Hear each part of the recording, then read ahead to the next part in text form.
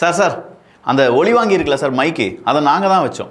நீங்கள் உட்காந்துருக்கீங்கல்ல சீட்டு, ஐயோ அதை நாங்கள் தான் விடிய விடிய கலைநயத்தோடு இதெல்லாம் நாங்கள் ஃபார்ம் பண்ணோம். இப்படி நாங்கள் பார்த்து பார்த்து இந்த சட்டமன்றத்தில் இருக்கக்கூடிய ஒவ்வொரு பொருளையும், மேஜை, நாற்காலி, இதெல்லாம் செஞ்சது யாரு? நாங்கள் சார், திமுக. எங்கள் எதிர்கட்சி தலைவர் உட்கார்ந்துருக்கிறது கலைநயத்தோட டேபிள். இந்த எதிர்கட்சியில் இருக்கிற நம்முடைய தோழமை கட்சி சட்டமன்ற உறுப்பினர் உட்கார்ந்து கலைநயத்தோடு இருக்கிற டேபிள். இந்த டேபிள், இந்த பேசுகிற ஒலி வாங்கி என்கிற இந்த மைக்கு, இந்த செக்ரட்டரி உட்கார்ந்து இருக்கிறது, இதை அத்தனையும் செய்தது திராவிட மாடல் ஆட்சியில் தமிழ்நாட்டுடைய பொதுப்பணித்துறை அமைச்சராக இருந்த நான் பார்த்து பார்த்து இரவு நேரத்தில் இப்படி நாம் செய்ய வேண்டும் என்று சொல்லி இதை செய்யப்பட்ட உடனே அந்த பக்கமாக எந்திரிச்சு, இதெல்லாம் நீங்கள் செய்யலை, இதெல்லாம் மக்களுடைய வரிப்பணத்தில் செஞ்சுருக்கீங்க, உங்களுடைய கை காசு போட்டு இது எதுவுமே செய்யலை அப்படின்னு சொல்லி தாவேகா ரிப்ளை கொடுக்கும்போது திமுகவினுடைய ஃபேஸை பார்க்கணுமே. இது மட்டும்தானா? முதல்வர் அவர்களுடைய அலுவலகம் கொஞ்சம் மாற்றி அமைக்கப்பட போகிறது அப்படின்னு சொன்னோன்னே எரியுது, குத்துது, கொடையுது அப்படின்னு சொல்லி திமுக சொல்ல, அதற்கான விளக்கத்தை தாவேகா சொல்ல, இன்னைக்கான காரசாரமான விவாதம் என்னெல்லாம் நடந்துச்சு அப்படிங்கிறத இன்னும் கொஞ்சம் ஷார்ட்டாக பார்த்துடலாமா? இது தமிழ் பொக்கிஷம் வழங்கும் ஆழமான அரசியல் சதுரங்கம்.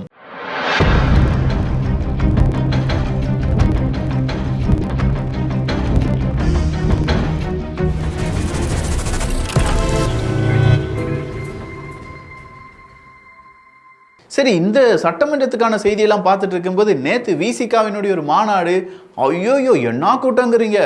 விசிகாவினுடைய தலைவர் திருமாவளவன் அவர்கள் பேசிகிட்டு இருக்கும்போதே கூட்ட நெரிசலில் சிக்கி சின்னா பின்னமாகி என்னாலலாம் பேச முடியாதான்னு சொல்லி அந்த மனுஷன் வெளியில் வந்து, ஆளும் கட்சியாக மாறுவது தான் நம்முடைய உறுதியான கோரிக்கையாக இருக்க வேண்டும், திட்டமாக இருக்க வேண்டும், அதுவரையிலும் இப்போது ஆட்சியை பிடித்திருக்கும் தாவேகாவுடனே நம்முடைய கூட்டணி தொடரும் அப்படின்னு சொல்லி அஃபிஷியல் கூட்டணி டிக்ளரேஷன் அப்படிங்கிறத நேற்று அவர் குறிப்பிட்டிருந்தார். அதன் பிறகு இன்னைக்கு காலையில் சட்டமன்றம்லாம் தொடங்குறதுக்கு முன்னாடி முதல்வர் விஜய் அவர்களை பார்ப்பதற்காக திருமாவளவன் அவர்கள் வந்திருந்தார் என்பதும் குறிப்பிடத்தக்கது. அரசியலில் ஒரு பெரும் புயல், நமக்கெல்லாம் புயல் கிடையாது, ஆனால் திமுகவுக்கு அது பெரும் புயல் தான். விசிகா இல்லைனா திமுக இல்லவே இல்லை, சுத்த வேஸ்ட்டாக மாறிடுவாங்க திமுக. அந்த அளவுக்கு விசிகாவினுடைய ஒவ்வொரு நபர்களும் திமுகவினுடைய முகங்களாக இருந்தார்கள். அது ஆளூர் சானவாஸ் அவர்களாக இருக்கட்டும், இந்த பக்கமாக இருக்கக்கூடிய வன்னியரசு அவர்களாக இருக்கட்டும், முக்கியமான தலையான திருமாவளவன் அவர்களாக இருக்கட்டும், இப்படின்னு சொல்லி ஒவ்வொரு நபர்களும் திமுக காரங்களாகவே வாழ்ந்துட்டு இருந்தாங்க. ஒரு கட்டத்துக்கு மேலே திமுக விசிகா கூட்டணி பிரிக்கவே முடியாது, இது அண்ணன் தம்பி கூட்டணி, அசராத கூட்டணி, அயராத கூட்டணி, அபார கூட்டணி அப்படிலாம் சொல்லி பல கூட்டணிகளுக்கு இதுக்கு பெயரும் வைத்து திமுக செய்கிற எல்லா விஷயத்துக்கும், அது உண்மையை சொல்வதற்காக இருந்தாலும் சரி, முட்டு கொடுப்பதாக இருந்தாலும் சரி, விசிகாவை சார்ந்த பலரும் செஞ்சுட்டு இருந்தாங்க. விசிகாவினுடைய சப்குரூப்ஸ், அதனுடைய சப்குரூப்ஸ் அப்படின்னு சொல்லி ஏகப்பட்ட குரூப் திமுகவே வேலை பார்த்துட்டு இருந்தாங்க. அது மட்டும் இல்லாமல் திமுகவினுடைய ஓட்டு வங்கியில் விசிகாவினுடைய பங்களிப்பு அப்படிங்கிறது ரொம்ப ரொம்ப ரொம்ப முக்கியமாக இருந்துச்சு. கூட்டணி கட்சி அப்படின்னு நம்ம எடுத்துக்கிட்டாலே திமுகவினுடைய கூட்டணி கட்சியில் கொஞ்சம் யோசிச்சு பாருங்களேன். இப்போ திமுகக்கு எவ்வளோ கூட்டணி கட்சிகள் இருந்தாங்க? கிட்டத்தட்ட 29, 30, 40 அப்படின்னு சொல்லி பல கூட்டணி கட்சிகள் இருந்தாங்க. ஆனால் அதில் ஏதாவது ஒரு கட்சி, நான் கேட்குறது நிறைய கட்சிகள்லாம் வேண்டாம், ஒரே ஒரு கட்சி விசிகா கூட்டின அளவுக்கு கூட்டத்தை கூட்ட சொல்லிடுங்க பார்ப்போம், முடியாது. விசிகா செய்த அளவுக்கு ஒரு மாநாடு நடத்த சொல்லுங்க பார்ப்போம், முடியாது. விசிகா அளவுக்கு ஓட்டுகளை வாங்க சொல்லிடுங்க பார்ப்போம், முடியாது. மக்கா முடியாதுன்னா முடியாது. அது திமுகவுக்கும் தெரியும். அப்படி இருக்கக்கூடிய திமுக விசிகாவை இழந்தது அப்படிங்கிறது மிகப்பெரிய இழப்பு, அது திமுகவுக்கு தான். இதுக்கு வேணால் டிஃபெண்ட் பண்ணுவாங்க திமுக, இல்லை எங்களுக்கெல்லாம் ஒரு இழப்பு கிடையாது, அது பூவோடி சேர்ந்து நாரும் மணப்பது போல் அப்படின்னு சொல்லி அதுக்கான ஓமையெல்லாம் கொடுத்து இந்த கூட்டணிக்கு ஒரு பொருந்தா கூட்டணி, அது சரிவரா கூட்டணி, உடனே அக்கு வேற ஆணி வேறா பிச்சுட்டு போயிட கூட்டணி அப்படின்னு சொல்லி பலவிதமான பெயர்கள் இதற்கு கொண்டு வரப்பட்டாலும் அந்த கூட்டணி இப்போது உறுதியாகிவிட்டது. தாவேகா விசிகா ஒன்றிணைந்து விட்டார்கள், கூட்டணி ஆகிவிட்டார்கள் அப்படின்னு சொல்லக்கூடிய செய்தி திமுகவினுடைய அடுத்த கட்ட அரசியலுக்கு ஒரு மிகப்பெரிய சாவுமணி தான். இதை திமுக எப்படி டிஃபெண்ட் பண்ண போறாங்க, திமுகவினர் இதை தாண்டி வரப்போகிறார்கள் அப்படிங்கிறது எல்லாமே ஒரு பெரும் கேள்வி. அந்த கேள்விக்கான பதில சீக்கிரமா திமுக நமக்கு சொல்லுவாங்கன்னு வச்சுக்கலாமே. வண்டல் மண் என்ன பாகிஸ்தானுக்கா போகுது, ஏன்பா இந்த வண்டல் மண்ணை எடுக்கக்கூடிய விவசாயிகளை பாடா படுத்துறீங்க அப்படின்னு சொல்லி திமுக காரங்க கேட்குறாங்க. ஐயா மானஸ்தன்களே, ஐயா மரியாதைக்கு இருக்கக்கூடிய நம்ம சாதாரண மக்களே, ஐயா சட்டமன்றத்தை பார்க்கக்கூடிய நல்ல நல்ல அரசியல்வாதிகளே, இளைஞர்களே, மாணவர்களே, நீங்களே சொல்லுங்கள். ஆற்றுலேருந்து மண் அள்ளுறது எல்லாம் விவசாயிகளுக்கு, அது வண்டல் மண் எடுக்கிறாங்க அப்படின்னா அது விவசாயிகளுக்கானது, அது விவசாயிகளுக்கு போகும். ஆனால் விவசாயிகளுக்கு போகிறது அப்படிங்கிற பெயரில் எத்தனை பேர் அதை வச்சு காசு சம்பாதிச்சிட்டு இருக்காங்க அப்படிங்கிறது நம்ம மனசாட்சி தொட்டு நீங்கள் சொல்லுங்களேன். கண்ணை மூடி ஒரே ஒரு நிமிஷம் இந்த ஆற்றுலேருந்து எடுக்கக்கூடிய வண்டல் மண் எல்லாமே கண்டிப்பாக விவசாயிகளுக்கு மட்டும்தான் போகுது அப்படின்னு சொல்லி ஒரு நபரால் சொல்ல முடியுமா? முடியாது. அப்போ தாவேகா சார்பாக சொல்கிறாங்க, பிரபு அவர்கள் சொல்கிறாரு, நம்ம மாண்புமிகு உறுப்பினர் கேட்குறாரு, இந்த வண்டல் மண் எங்க பாகிஸ்தானுக்கா போகுதுன்னு. விவசாயிக்கு மட்டும்தான் போகணுங்கிறதாம் தமிழ்நாடு முதலமைச்சர். பாகிஸ்தானுக்கு இல்ல, பக்கத்து ஊருக்கு கூட போக விட மாட்டோம், திருடிட்டு போக விட மாட்டோம். அப்படி கிடையாது. பாகிஸ்தானுக்கு இல்லை, பக்கத்து இடத்துக்கு கூட, பக்கத்து டவுனுக்கு கூட போக விட மாட்டோம். ஏன்னா அதை திருடிட்டு இருக்காங்க. விவசாயிகள் அப்படிங்கிற பெயரில் பெரும் முதலைகள், பண முதலைகள், இல்லாட்டி இந்த மாதிரி பெரிய மாஃபியாக்கள் வண்டல் மண்ணை திருடிட்டு இருக்காங்க. அதை நாங்கள் தடுப்போம். பாகிஸ்தானுக்கெல்லாம் போகலாம், நான் பக்கத்து இடத்துக்கு கூட போக விட மாட்டோம் அப்படின்னு சொன்னார் பாருங்க. அதுதான் முக்கியம். இங்கே உடனே கேட்டுருவாங்க, நம்ம அனிதா ஐயா ரொம்ப பெரிய அளவில் பேசினார்ல, ஆனால் சட்டமன்றத்தில் போய் அனிதா அண்ணாச்சி பேசவே இல்லையே அப்படின்னு சொல்லி பார்த்தா அண்ணாச்சி ரொம்ப பெரிய அளவில் அப்படியே இருக்கார், கறக்கத்திலேயே இருக்கார். அண்ணாச்சி ஏதாவது பேசுங்க அண்ணாச்சி அப்படின்னு சொல்லி பாயிண்ட் வரட்டும் இருக்கும்போது தான் அனிதா அண்ணாச்சி பேசுனது நமக்கு தெரிய வருது. என்ன அவர் சொன்னார், என்னங்க மண் கல் இதெல்லாம் என்ன கேரளாவுக்கு போகக்கூடாதுன்னு சொல்கிறாங்க, எவ்வளோ பெரிய அநியாயம், எவ்வளோ பெரிய அக்கிரமம். கேரளா என்ன பாகிஸ்தான்லையா இருக்குது? நாங்கள் என்ன பாகிஸ்தானுக்கா உதவி செய்கிறோம்? எல்லாம் இந்தியாவுக்குள்ளே தானப்பா இருக்குது. நம்மளாம் ஒன்றா இருக்கக்கூடிய பிள்ளைகளப்பா, எங்களை போட்டு பிரிக்கிறீங்களே அப்படின்னு சொன்னார் பாருங்க. என்ன சென்டிமெண்ட்டுப்பா. எஸ்.ஏ. ராஜ்குமார் அவர்களுடைய அந்த ஃபிலிம் பேக்ரவுண்ட்லாம் வாசித்து அப்படின்லாம் சொல்லி பாட்டு போட்டு அங்கே அனிதா ராதாகிருஷ்ணன் அவர்களை மூத்த அண்ணனாகவும் கேரளா தமிழ்நாடு அதை பின்னாடி இருக்கக்கூடிய ஃபோக்கஸாகவும் காமிச்சா நல்லா இருக்கும்ல? ஏன் கேரளாவில் கனிம வளமே இல்லையா? எல்லாம் அதுவும் தமிழ்நாட்டிலேருந்து அதெல்லாம் போகணுமா? தமிழ்நாட்டுக்காரங்க ஏமாளிகள், கேரளாக்காரங்கள்லாம் புத்திசாலிகளா அப்படிங்கிற ஒரு கேள்வி இருக்குல்ல. ஒன்றுமே கிடையாதுங்க. கேரளாவிலேருந்து தமிழ்நாட்டுக்கு கழிவு வரும், தமிழ்நாட்டிலேருந்து கேரளாவுக்கு கனிம வளம் போகும். இம்பிட்டு தான் வித்தியாசம். நமக்கு அவன் கொண்டு போடுறதெல்லாம் குப்பையாக இருக்குது, நாம் அவனுக்கு கொடுக்கறதெல்லாம் பக்கா இயற்கை வளம் தங்கங்களாக இருக்கின்றன. இதுவரையிலும் கடந்த 5 வருஷத்தில் லட்சக்கணக்கான டிப்பர் லாரி எல்லாமே கல் மண் ஜல்லி அப்படின்னு சொல்லி அள்ளி கொண்டு போயிட்டாங்கல்ல. எங்கே கேரளாவுக்கு கொண்டு போயிருக்காங்கல்ல. இல்லை தென்காசியில் இருக்கக்கூடிய புளியரை வழியாக இருக்கட்டும், எத்தனை லோடு அவங்க ஏற்றிருப்பாங்க. சாதாரணமாக லோடு அப்படிங்கிறது ஒரு மாநிலத்திலேருந்து இன்னொரு மாநிலத்துக்கு போகும்போது ஏகப்பட்ட ஃப்ராடு வேலையை செஞ்சுருப்பாங்க அப்படிங்கிறது மக்களுக்கு தெரியும். ஆனால் காவல்துறை அதிகாரிகள், இந்த செக் போஸ்ட்டில் இருக்கக்கூடிய அதிகாரிகளுக்கு தெரியுமா தெரியாதா அப்படிங்கிறது இன்னும் நமக்கு டவுட்டு தான். அதுலேயும் 100 ரூபா கொடுத்து 200 ரூபா கொடுத்து மலையாள மீடியா ஸ்ட்ரிங் ஆப்ரேஷன் செஞ்சு நம்முடைய செக் போஸ்ட் எந்த லெவலில் இருக்குது அப்படிங்கிறத மலையாள மீடியா காமிச்சிட்டு போயிட்டாங்க. நம்ம தமிழ் மீடியா யாருமே காண்பிக்கல. அதெல்லாம் ஞாபகம் இருக்குல்ல உங்களுக்கு? டிபி ட்ரூப்ஸ், அதெல்லாம் மறந்துடாதீங்க. யார் தப்பு செஞ்சாலும் தப்பு தானே. அப்போ இந்த விஷயங்கள் எல்லாத்தையுமே பார்க்கும்போது ஏகப்பட்ட வழக்குகள் பதிவு செய்யப்பட்டிருக்குமே விக்கி. நம்ம காவல்துறை அதிகாரிகள்லாம் வேறு மாதிரி அப்படின்னு நீங்கள் நினச்சிங்கன்னா தப்பு. கடந்த 5 வருஷத்தில் வாரத்துக்கு ஒரு வழக்கு கூட பதிவு செய்யப்படாத பல வாரங்களும் இருக்கின்றனவா. ஆனால் லட்சக்கணக்கான டன் கல் மண் ஜல்லி அப்படிங்கிறது தமிழ்நாட்டிலேருந்து அங்கே போயிருக்கு அப்படிங்கிற அந்த இன்ஃபர்மேஷனை பார்க்கும்போது மனசு கொதிச்சிச்சு. இன்னைக்கு ஹைட்ரோ கார்பனை பற்றி பேசிகிட்டு இருக்காங்க திமுக. ஐயா நீங்கள் அனுமதி கொடுத்துட்டீங்க, பாருங்கள் எப்படியெல்லாம் எங்களுடைய இயற்கை வளம் பாதிக்கப்படுகிறது அப்படின்னு சொல்லி திமுக காரங்க கொடுக்குறாங்க. சார் நீங்களா எப்போ இந்த பாதிக்கு வந்திருக்கீங்க அப்படின்னு சொல்லி பார்க்கும்போது தாவேகாவினுடைய முக்கியமான நபர்கள், உறுப்பினர்கள் சும்மா விட்டுருவாங்களா? சின்ன பசங்க தாவேகாக்காரங்க அவங்கெல்லாம் எப்படி சட்டமன்றத்தை வந்து பேச போகிறாங்க? எல்லாருமே முதல் முறை 108 பேரில் 101 பேர் இப்போ தான் முதல் முறையாக சட்டமன்றத்துக்கு வரப்போகிறாங்க. அந்த சின்ன பசங்க என்ன பேசி நம்மளை என்ன சாச்சிட போகிறாங்க? நம்மளாம் அதிமேதாவிகள் நம்மளாம் அப்படின்னு சொல்லிட்டு இந்த திமுக அப்படியே ஜெர்க்காய் கீழே விழுறதெல்லாம் என்னால் பார்க்க முடிந்தது. இல்லை இந்த ஹைட்ரோ கார்பன் சொல்கிறீங்கல்ல, மொத்தம் 4 கிணறு.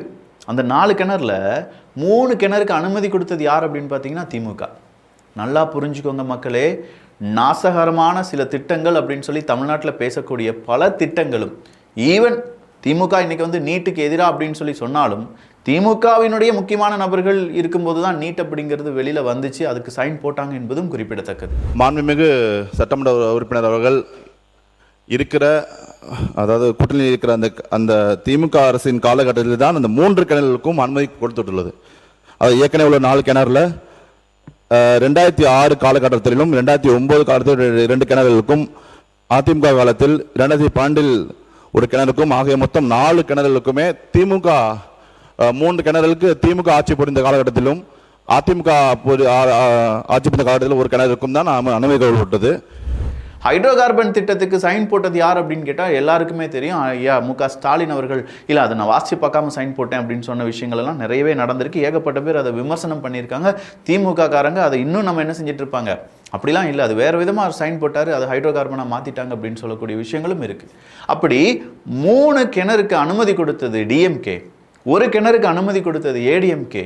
இப்போ தாவேக அரசாங்கத்திடம் பார்த்து கேட்டுட்டு இருக்காங்க, ஏன் சார் அனுமதிக்கும்?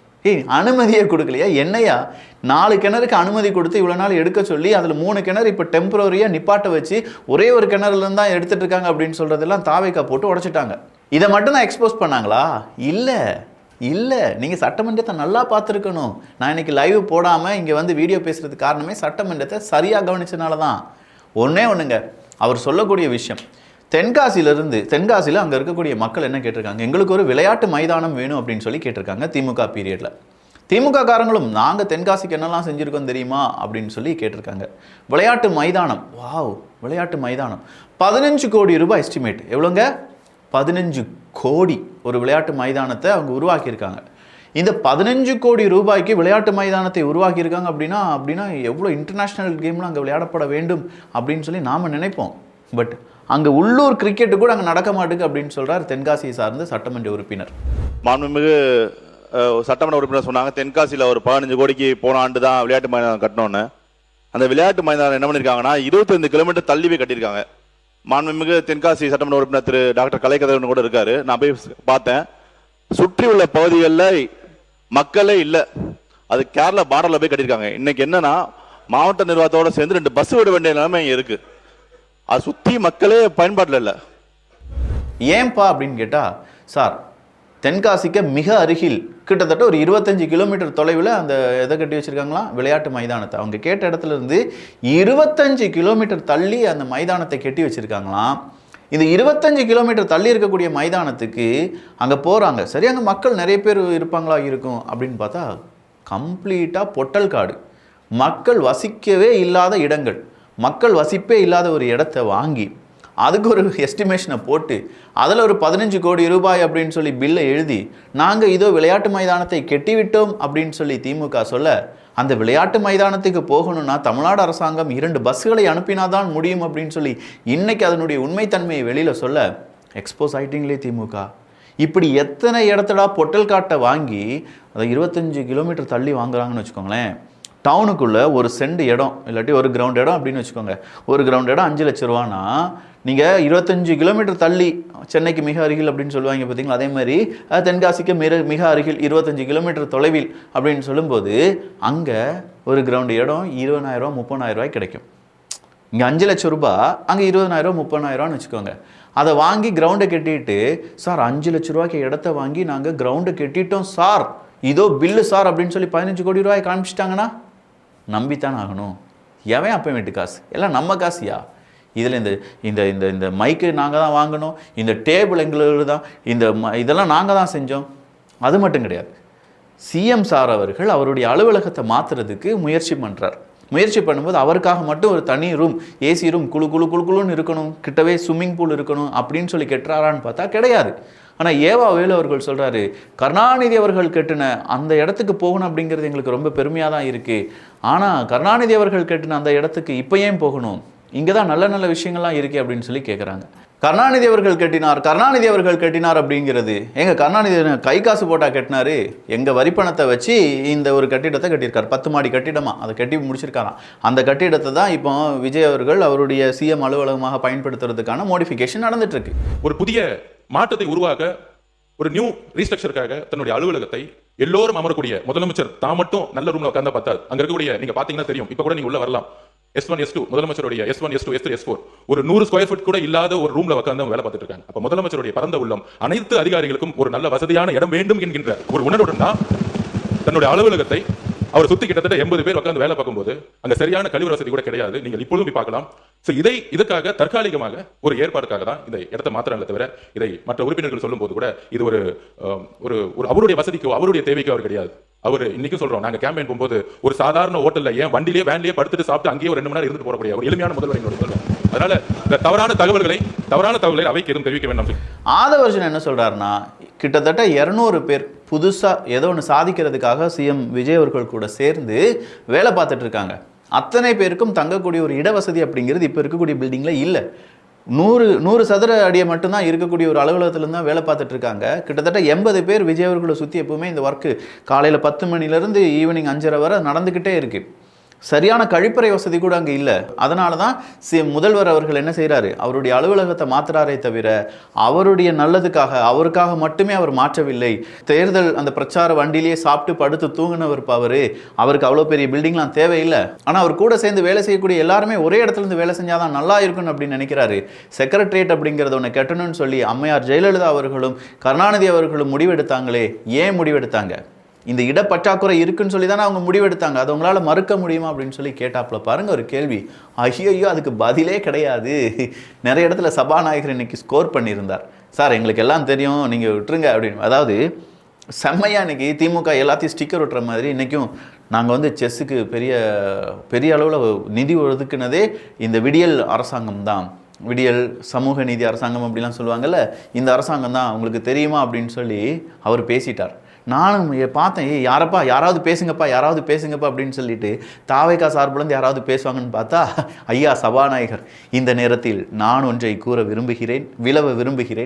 என்ன அப்படின்னு சொல்லி பார்த்தா, அம்மையார் ஜெயலலிதா அவர்கள் முதல்வராக இருந்தபோது இந்த செஸ் அப்படிங்கிறத நம்ம தமிழ்நாட்டில் பெரிய அளவில் இன்டர்நேஷ்னல் லெவலில் ஒரு விளையாட்டாக இருக்க வேண்டும் அப்படின்னு சொல்லி அன்றைய காலகட்டத்தில் 29 கோடி ரூபாயை ஒதுக்கி இன்டர்நேஷ்னல் செஸ் அப்படிங்கிறத இங்கே கொண்டு வந்து நம்ம ஒரு ஸ்டாரும் இன்னொரு ஸ்டாரும் முக்கியமான நபர்கள்லாம் மோதக்கூடிய அந்த விளையாட்டெல்லாம் தொடங்கி அதுக்கான பரிசெல்லாமே அம்மையார் அவர்களே ஜெயலலிதா அவர்களே கொடுத்ததாக அவர் சொன்னார். யார்? சபாநாயகர் சொன்னார். அதனால் இந்த ஒட்டுமொத்த கிரெடிட்டை நீங்கள் தூக்கிட்டு போயிடலான்னு பார்த்தா அது நடக்காது. அதுக்கு முந்தைய அரசாங்கமும் இதற்கு நிறைய முயற்சிகள் எடுத்திருக்காங்க. செஸ்ஸினுடைய முக்கியமான தலைவர் பொறுப்பில் நான் 2 வருடம் இருந்ததுனால இதை பேசுகிறேன் அப்படின்னு சொல்லி ஜேசிடிவி பிரபாகர் அவர்கள் சொன்னது இன்னைக்கு ஒட்டுமொத்தமாக திமுகவினுடைய இக்கோசிஸ்டத்துக்கு கரிய பூசின மாதிரி. எல்லா இடத்துலையுமே அவமானப்பட்டு இருக்கேடா அப்படின்னு சொல்கிற மாதிரி இருந்துச்சு. ஏன்னா இந்த டேபிளை நாங்கள் தான் செஞ்சோம், இந்த மைக்கு நாங்கள் தான் வாங்கினோம் அப்படிங்கிறதுல அவமானப்பட்டாங்க. கருணாநிதி அவர்கள் கட்டின அந்த பில்டிங்க்கு ஏன்பா போக போகிறீங்க அப்படிங்கிறத தாவேகா செமையாக உடச்சி விட்டுட்டாங்க. தென்காசியில் 25 கிலோமீட்டர் தள்ளி ஒரு விளையாட்டு மைதானம் கட்டியிருக்கீங்களே அப்படிங்கிறதுல ஒரு அசிங்கப்பட்டுட்டாங்க.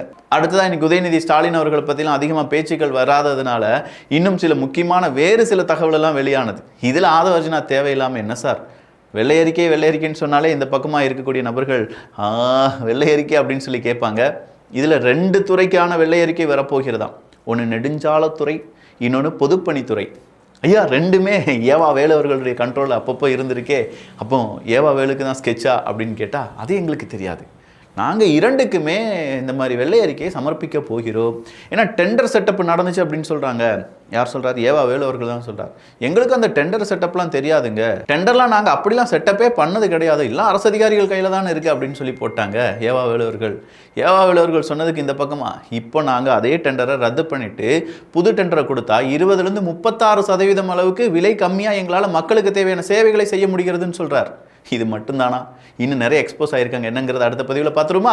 இந்த பதிவை பற்றி உங்களுடைய கருத்துக்கள் கண்டிப்பாக உங்களுடைய கமெண்ட்ஸ் இங்கே வரவேற்கப்படுகின்றன. அடுத்த பதிவு உடனே உங்களுக்கு வரும், சுட சுட வந்துட்டு இருக்கும். நல்லதை பகிர்ந்து நல்ல சமுதாயத்தை உருவாக்கும். நன்றி, வணக்கம்.